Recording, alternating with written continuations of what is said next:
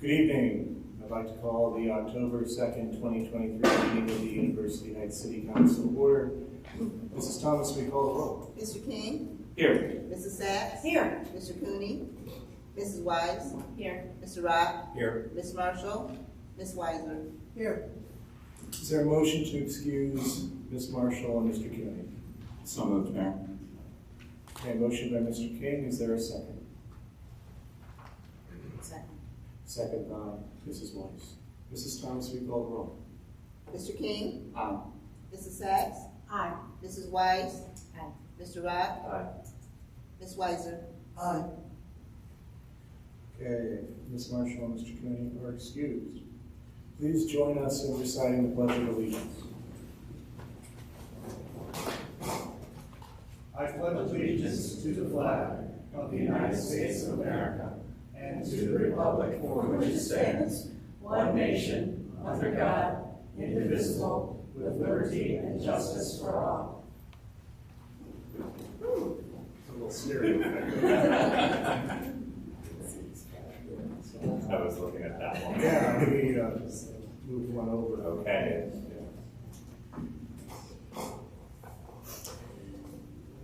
Next item is the reading and disposal of the journal. We have 7 minutes from September 18th, 2023. Is there a motion? So. Motion to approve by Mrs. Weiss. Is there a second? I'll second. Second by Mr. King. Any discussion? Ms. Watson. Mayor, on page 5, paragraph where the discussion begins, on line 4, I added a few things. The total city in on the project should be $1 million, not billion. If it was $1 billion, we'd all be happy. We ain't got that to give. I think Dr. Abel supplied us with $1 billion. $1 million. Yes, $1 million. That's a good correction. Very good. Thank you. Are there any other changes? We'll take a roll call vote then on the minutes as corrected. Mrs. Thomas. Mr. King? Aye. Mrs. Sachs? Aye. Mrs. Wise? Aye. Mr. Rock? Aye. Ms. Weiser? Aye. Okay, very good. Motion carries. Next item is additions and removals from the agenda and referrals to committee. Are there any additions, removals, or referrals? If there are none, then the next item is the comments from the audience. Speakers may take up to 5 minutes. We ask that you state your name and address for the record. When addressing the city, you may come up to the podium and take up to 5 minutes. So anybody here who care to address the city this evening, please come on up to the podium, state your name and address for the record, and you may take up to 5 minutes. Thank you, Mayor. Hi, my name is Michael Cato. I live at 2603 Fenwick Road, and I'm here to request be placed on the tree lawn tree planting list for 2023. Can't hear. Sorry about that. Could you guys hear me? Yeah, if you could speak in the microphone, that would be helpful. Sorry about that. Everybody in the recording. Okay. Yeah, I'll restart the timer so you can just start over. Thank you, thank you. Sure. My name is Michael Cato, 2603 Fenwick Road. I'm here to request to be placed on the 2023 tree lawn planting list. I looked online and I noticed our house was not on this year's list, even though I requested to be on it last year. So I do have a handout, and then I'll come back and explain.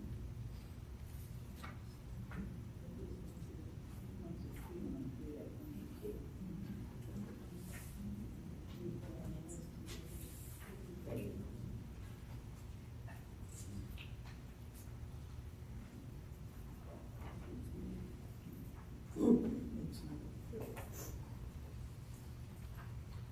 As you can see, I borrowed the University Heights logo, which I really love.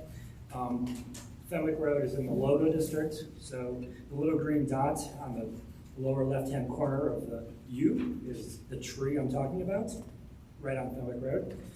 The next sheet is my timeline of my lovely shade tree. Our tree lawn has two had 2 shade trees. It's a 75-foot wide lot. In 2009, I had an existing large shade tree doing well adjacent to an existing streetlight for 80+ years. I think our tree was the tallest on Henwick.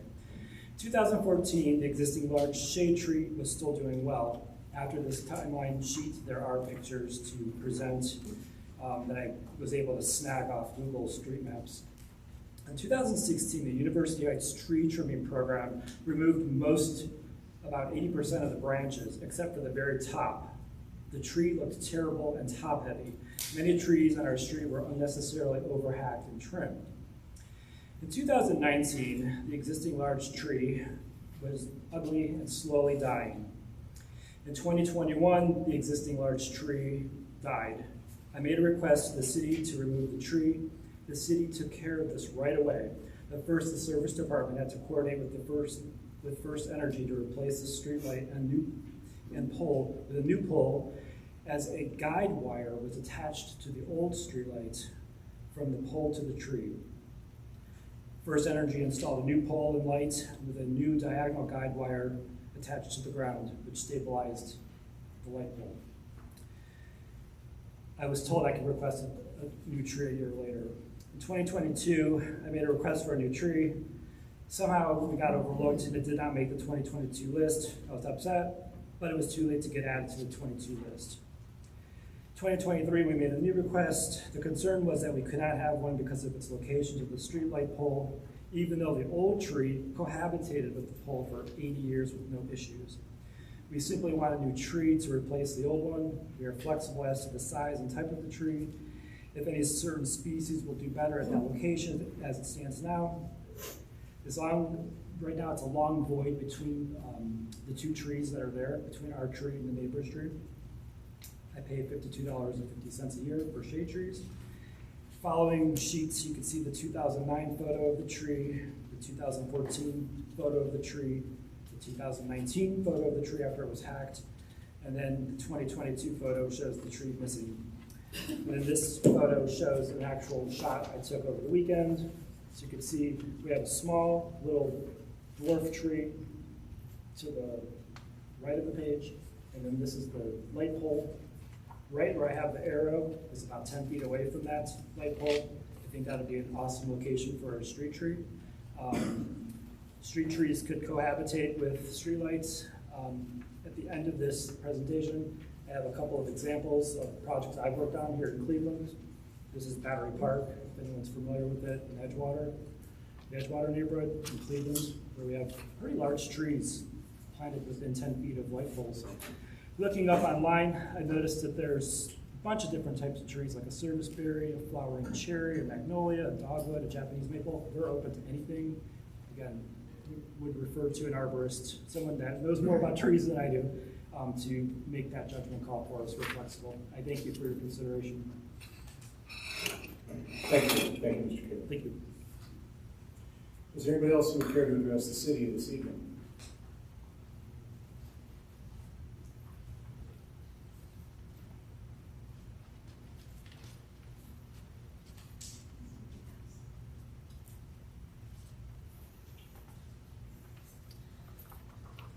I'm told that it's hard to hear in the back and that the live stream isn't going. I just thought I would mention that.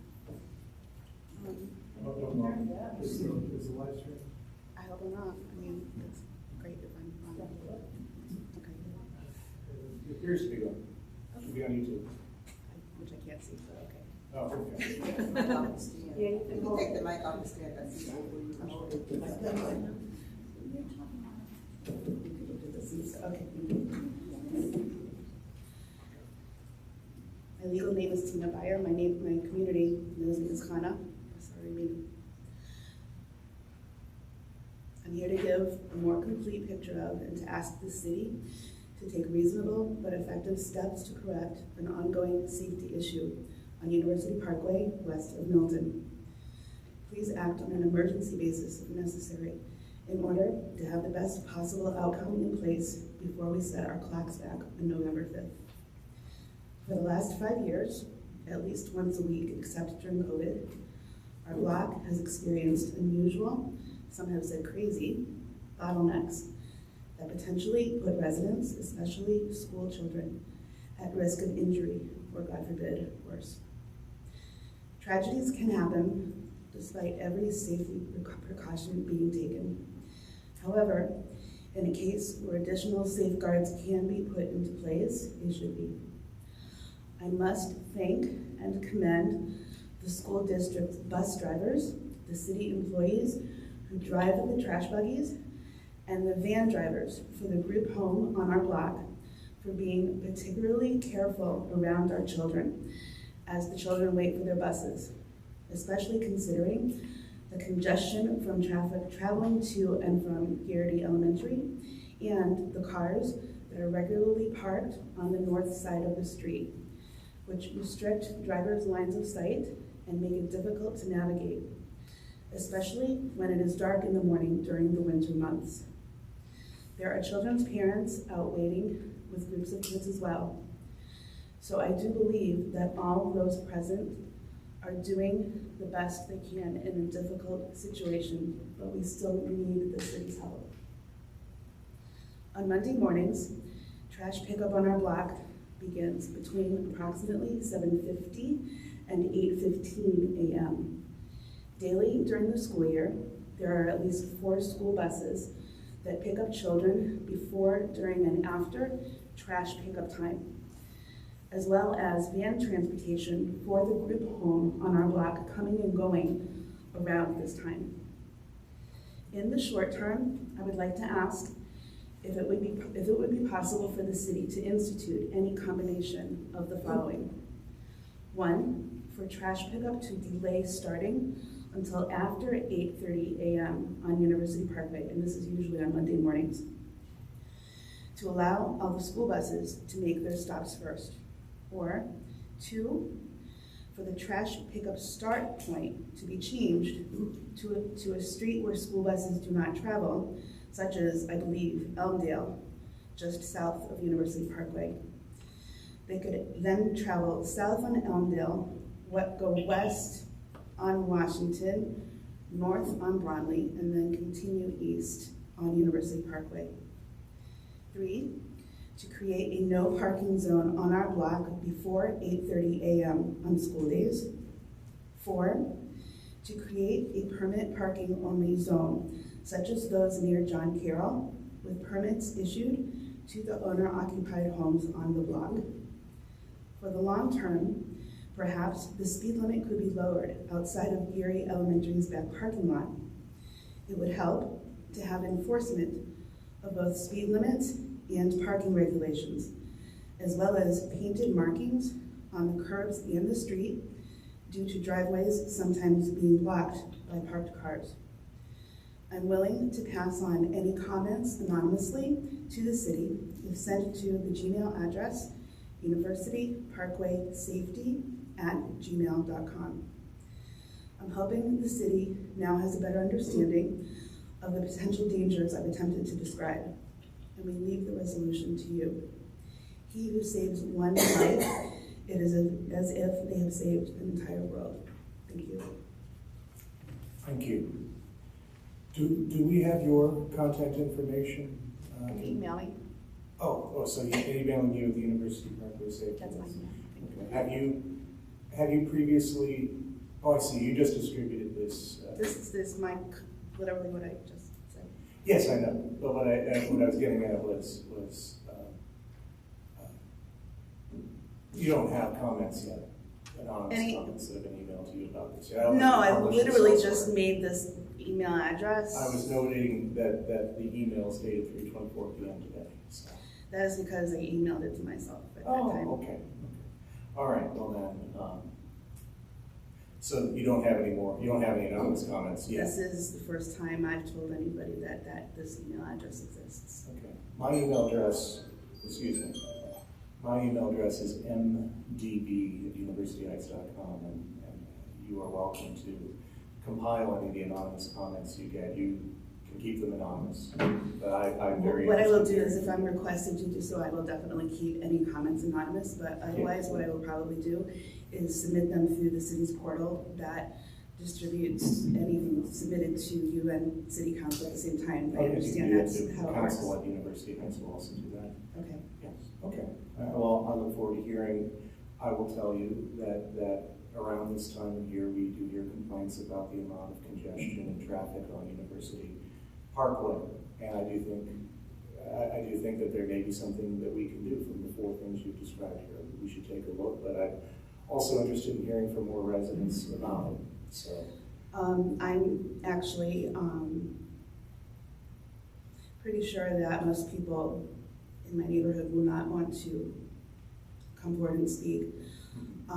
However, I do want to say that my motivation for coming forward today is because I truly love the children on my block.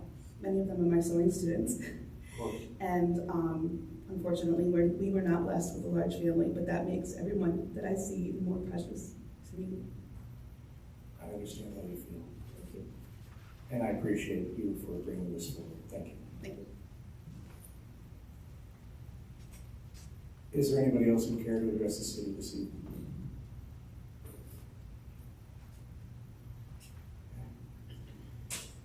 Thank you. We will then turn to reports and communications from the mayor and the taking of action thereon. We have turned the calendar to October. The leaves are changing colors and are starting to fall. And with that, our focus turns to Fall Fest. The fourth annual Fall Fest returns to Walter Stinson Community Park on Sunday, October 15th from noon to 5 p.m. Thanks to the hard work of Deanna Bremer Fisher in securing financial support from the Ohio Arts Council as well as Dollar Bank, this year's event will be bigger and better than ever. On the main gazebo stage, we will start at noon with a theatrical performance of This Art is for the Birds, followed by the No Bad Days Reggae Band. At 1:30 p.m., Whiz Bang Circus takes the stage, followed by Dr. You Are Awesome at 2 p.m. Next at 3 p.m., we will enjoy a performance from Heights Poet Laureate Ciara Friedman. Then, award-winning singer and songwriter Jason Patrick Myers will give a concert at 3:30 p.m. Across the vault all day, we will have artists and other vendors, food trucks, inflatables, and magician Richard McClendon. Fall Fest will also feature a chalk festival, pumpkin decorating, face painting, balloons by Blake, as well as lessons and roaming performances by Whiz Bang Circus. Hope to see all of you at the Walt a week from Sunday for Fall Fest.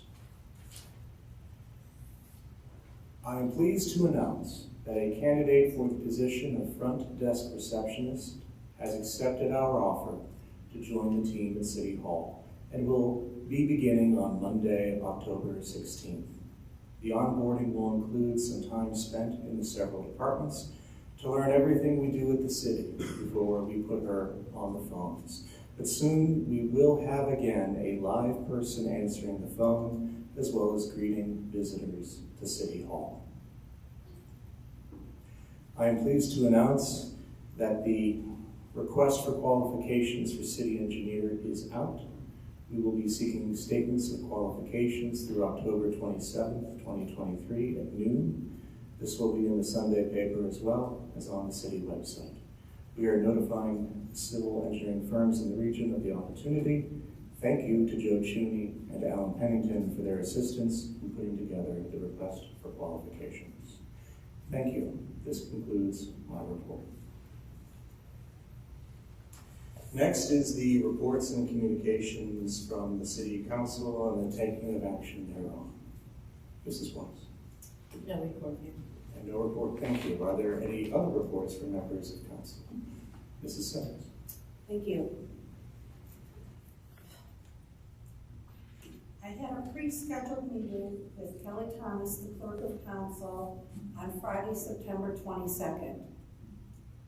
I was shocked to witness firsthand council chambers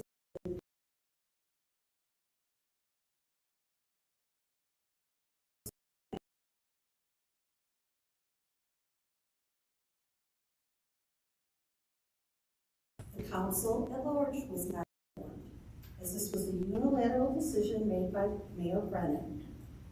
Because this is not on today's agenda and wasn't even mentioned in the mayor's remarks, I feel compelled to ask, Mayor Brennan has an air quality test completed by a certified industrial hygienist after dismantling and completely gutting council chambers. I'm not here to answer your questions. This is your report. Well, You may I continue. took photos. There are photos. So there is the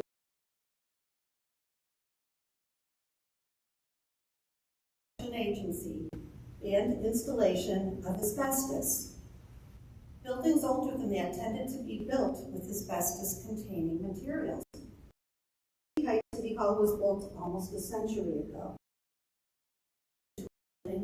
Older than 1975 needs to be tested for hazardous materials. The mayor and our state did not do this. It may warrant a total asbestos abatement in a controlled and sealed. Brendan, our safety director, did not inquire about this, nor did he notify anyone. Renovations in older buildings require special removal and disposal, which did not occur. Materials cannot just go into a dumpster or storage and requires a special cleanup procedure. It was evident in the photos that floor tiles were disturbed on the raised platform and floor below. The black mastic behind the wall base and under the tile became exposed. Yet service staff doing the demolition work were not wearing protective gear. So for the health and safety of all, I urge Mayor Brennan, who serves as our city safety director, to get the air quality tested by a certified industrial hygiene specialist.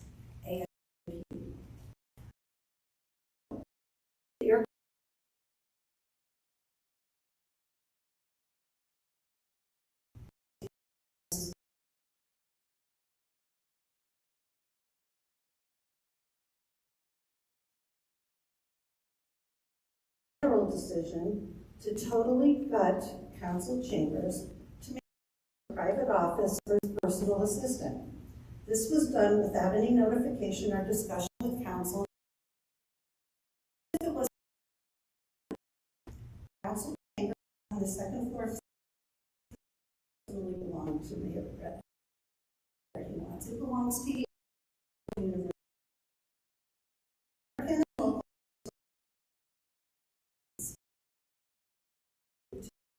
Order the destruction of public property.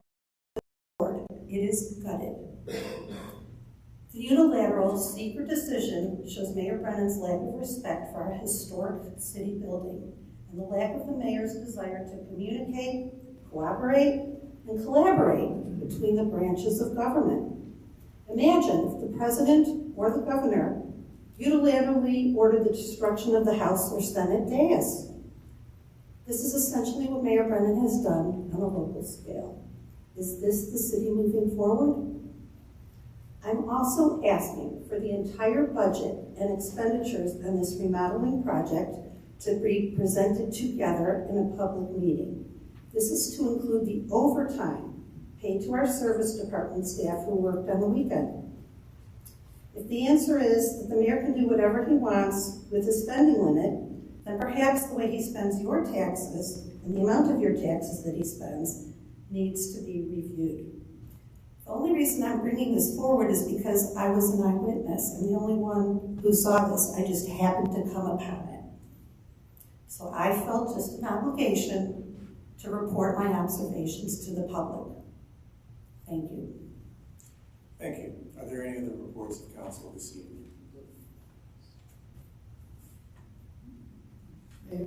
Yes. Do you know when, I know we've had a change in the head of the chief building officer. And I know that you're working to get things straightened out. Do you have any idea when my committee might get that information? Mr. Cheatham is going to give a report this evening. Perhaps that would be a good question to direct to him when he gives his report. Okay, thank you. If there are no other reports from council, we will now turn to the reports of the various department heads I would start with finance, but Mr. Kennedy is ill and not here today. I do know that he is, had he been in today, he was expecting an update from Rita with regard to collections and was going to be compiling information to send to council members. I believe he'll be in, if not tomorrow, certainly later in the week, and will do that. So we wish Mr. Kennedy well, and we'll see him back soon. Next then is Director of Law, Mr. McConnell. Thank you, Mayor. Council, I just want to make you aware that in connection with our eminent domain litigation regarding the Yabi property, we have a mediation that's scheduled for October 26th. And in anticipation of that mediation, I think we'll be meeting during our next council meeting in executive session to discuss issues of authority and kinds of things we'll talk about during the mediation. That concludes my report. Thank you, Mr. McConnell. Any questions for Mr. McConnell? Seeing none, we will turn to Public Safety Police. Mayor, no report. No report. Thank you, Chief Rogers. Public Safety Fire.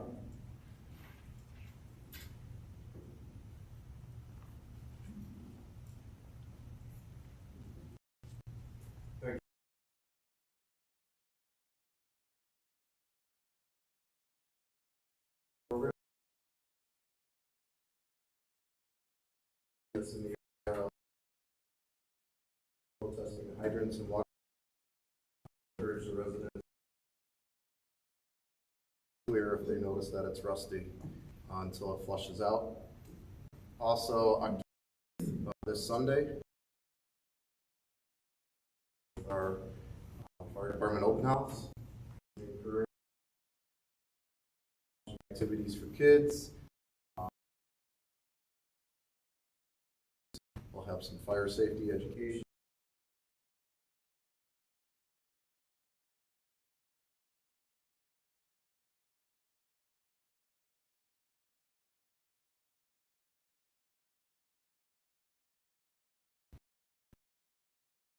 Thank you.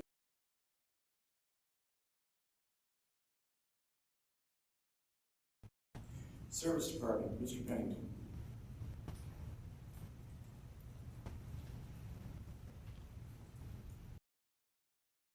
We're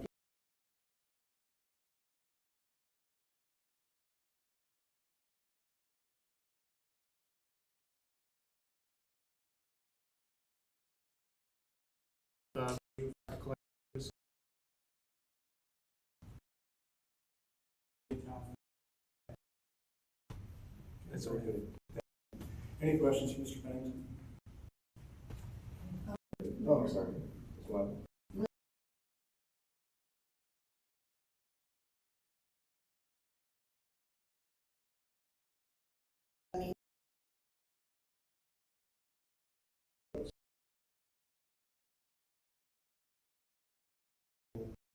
for review and various issues. Including that one, or we We ended up with six? lost that location there. I'll check it out with the IRS. Thank you.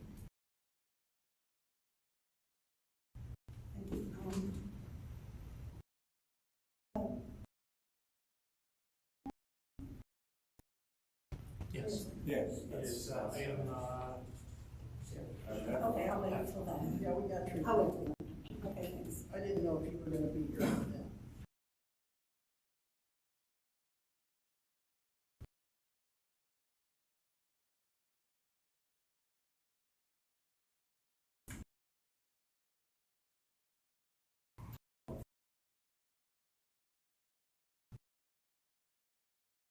Introduce myself.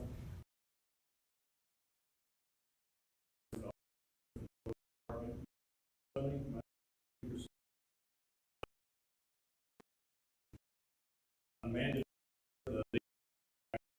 also given notice, totally unconnected. She got a better job in America, asked for money, and so her last day was last Friday. John Cheatham. I'm the Regional Operations Manager for a few states for Safe Build. I'm also a certified building official. I've been on this side of the fence for 25 years now. And so I'm a building inspector, have multiple certifications. I decided, as I had nobody in the pipeline that I could place here right away, that I would just fill myself.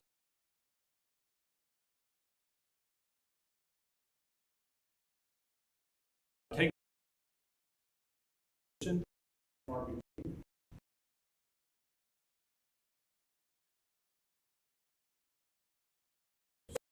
we did have a temp to hire come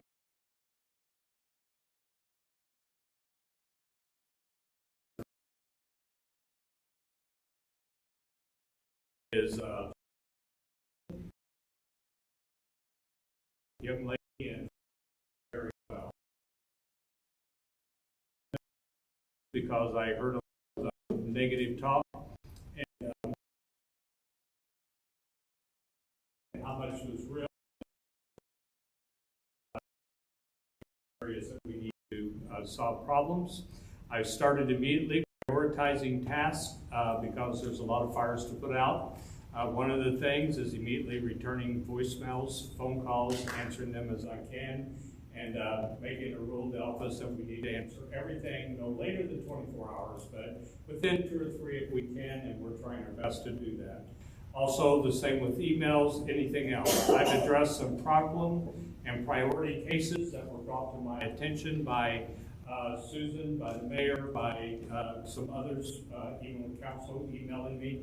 One of which would have been Cedar Taylor Garage, the Pizza Vogel place. I went out there, did find out they were, their permits had expired. I got them to come in the very next day and renew all the permits, get an additional fence permit for the construction fencing.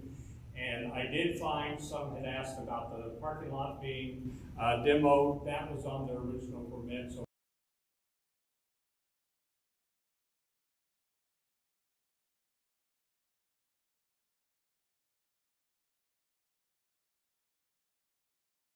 attention, and we're in the process of getting that done.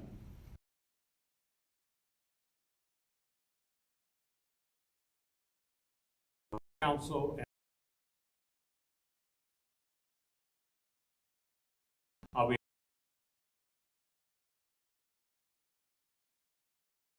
who is semi-retired will be filling in for me with the BZ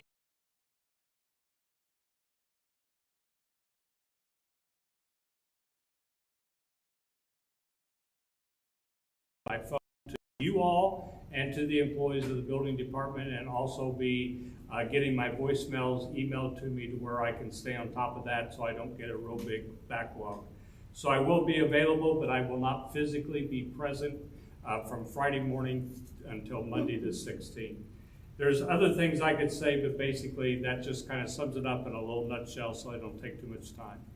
As far as when your question, I'm not aware of the process. I did look up all the things I could about the council. I saw you're the head of that committee. I'm available whenever you all want to meet, however you want to do that. That's just let me know and we'll get together.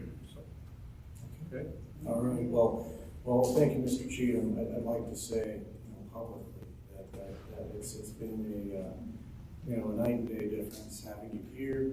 That you have been nothing but responsive that I've seen to our members of council, to me, to the contractors, to the residents, and I appreciate the level of service that you are delivering on behalf of the building department. It is the level of service that folks in University Heights are accustomed to and would like to see again, and we are well on our way back to that, and we have you to thank for that. So thank you for that. And as I know that your assignment here, you self-assigned yourself to this, and I appreciate how dedicated you are to serving our city and making sure that Safebelt serves our city by personally tending to this matter. So I thank you for that, and I look forward to, though I'm very happy to work with you, I do look forward to, and as I'm sure you will too, reducing yourself from 2 jobs to 1 and finding the right person to then take over a well-oiled and running building department that you will leave to whoever comes in next. But in the meantime, delighted to have you here, and thank you for everything you do. Thank you. We have some questions over here. I'll go with Mr. Rock for this. Thank you. Welcome aboard. You enjoy it here. I do recognize we've had quite a bit of turnover in the building department over the years. One thing that we really need to make sure we keep on top of is staff directory on the website. Your name is listed as chief building official, but Amanda is still listed as building permit technician. And since Amanda has departed as well, we need to get that corrected. Second thing, if you have any background, familiarity, experience whatsoever with reviewing zoning codes, I do, yes. would you feel comfortable reviewing zoning codes when projects come before us for planning commission and board of zoning appeals? To a certain level, yes. So I've done that for many years within certain parameters, but there's kind of a break point where it goes beyond a building official and you need a planner to do that. Chick-fil-A is a great example. It was way above what most building officials would do. But pretty much my whole career, I've looked at zoning. I've even helped rewrite some ordinances and done a lot of that. So. And can I just ask for your professional opinion as to why Chick-fil-A was the exception? Is it because it deviated from the zoning so much, or is it because it was a large building, a one-story building? What made it deviate from a typical zoning review? Well, 2 points. Point one is I'm not caught up to speed on it. I've had too many things pressing. Just today, I got everything from Chick-fil-A organized chronologically. It was literally unbelievable, the mess I walked into on that. So I have not looked into that, but I have read some of the reports from our gentleman that did the planning on it. And it has nothing to do with the size. It was just the overall context of the building, the business, everything. It just was too many variables piling up on it to where there was a lot of interpretive things that you need to really be covered by legally, just in case this would ever end up in court or something, you know, that sort of thing. And it was just outside the scope of a typical building official. Okay, so because it was so, I'm going to use the word outlandish, and deviating from the code, and there were so many variables with regard to design standards and zoning criteria, that's why it falls beyond the scope of the chief building official. Is that correct? Right. Okay, that's what I thought. Thank you. Ms. Weiser. I'm looking forward to working with you. Thank you. First of all, I'd like to thank you for your honesty. This is nothing that those of us on council have not been aware of, because we have gotten more than enough complaints. I'm new on council, but from talking to the council people that have been here, it was obvious there were serious problems that weren't being addressed, and it's a good thing that you're here, and thank you for admitting it. I mean, that's always the first step to getting something put back together. But at some point, probably after your conference, then I'll get in contact with you and get the committee together, and we can sit and talk. What the committee is looking for right now is two things: a very clear flow chart as to who does what, because we have housing, we have someone else doing housing, and you know how Safe Built can put together what goes where internally, and then also a flow chart for the residents to know who to go to. That, I think, will probably take some of the burden off of you and your staff, knowing who to direct people to with no problem. Lastly, just a question that also needs to get directed to the law director. Sorry about that, Mr. McConnell. On the Cedar Taylor Garage, if I'm not mistaken, it was more than a year on those permits, but it also, because they're working on the building and taking out the side where I assume they're going to be putting windows, that had to do with the plan. Didn't the plan have to be re-reviewed again or resubmitted, Mr. McConnell? I know you briefly emailed about it. Yeah, and I don't know the answer to that off the top of my head. I would have to take a look at that. I don't wanna make them have to jump through more hoops than they need to, but if we actually have something on the books that requires it, I would think that you would want everything to be copacetic on it without any problem. And that's something apparently we're gonna have to watch, where people pull a permit and then don't do anything, or actually run the plans through. I imagine that went through planning at some point in time. And then don't pull permits, or pull permits and just let everything go for well over a year, and you don't know really where they're gonna go from there. So if you would, and then would you let Mr. Cheatham? Of course. Yeah. Thank you. Mrs. Sacks. Thank you. I would just like to thank you very much. Your responsiveness has been prompt and professional, and no email too small or too big. I just want to thank you very much. And I apologize, it wasn't that way all along, so. I know.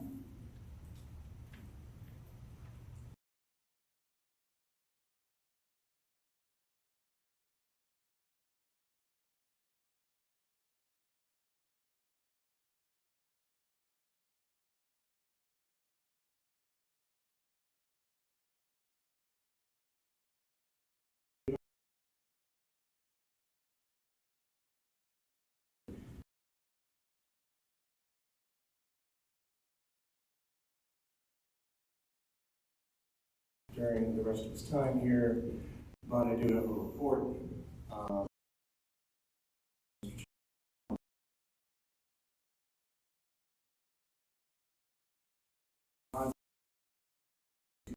Dollars under budget, even after we repainted all the city-owned parking lots. Saybrook water line replacement.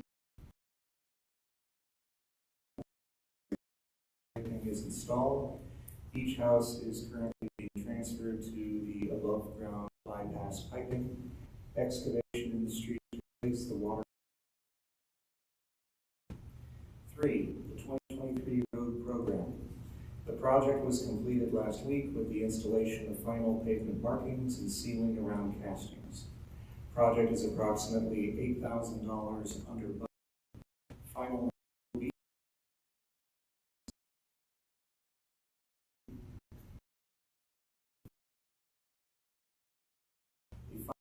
portion of the revised was completed last week based on complaint. The project is now completed and is approximately $2,000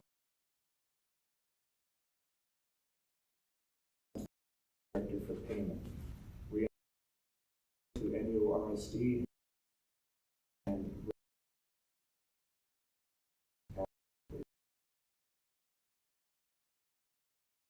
engineers.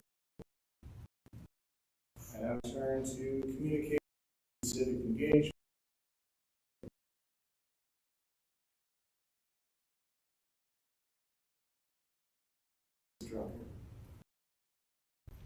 Good evening. Just to follow zoning.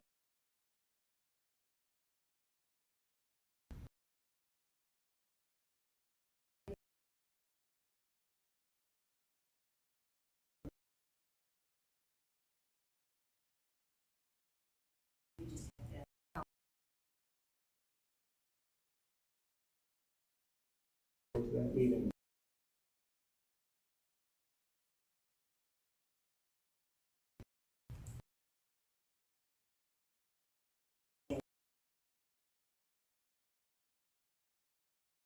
This is resolution.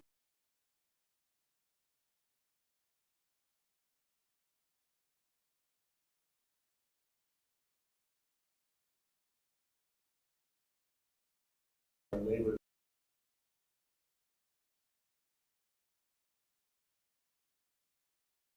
Tentative agreement to discuss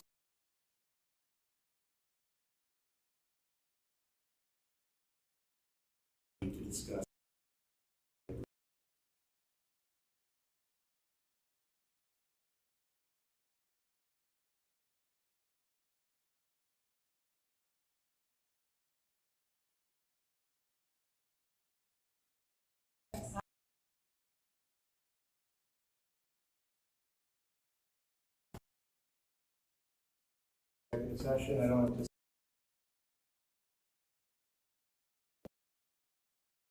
Stay out here.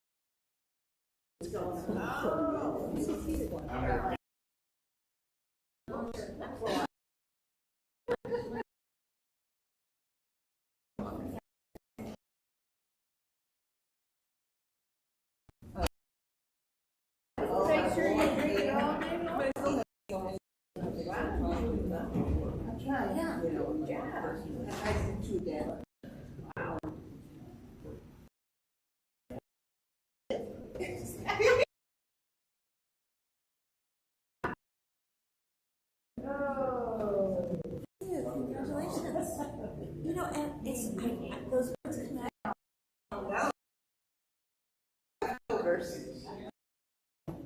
Especially when young people graduate.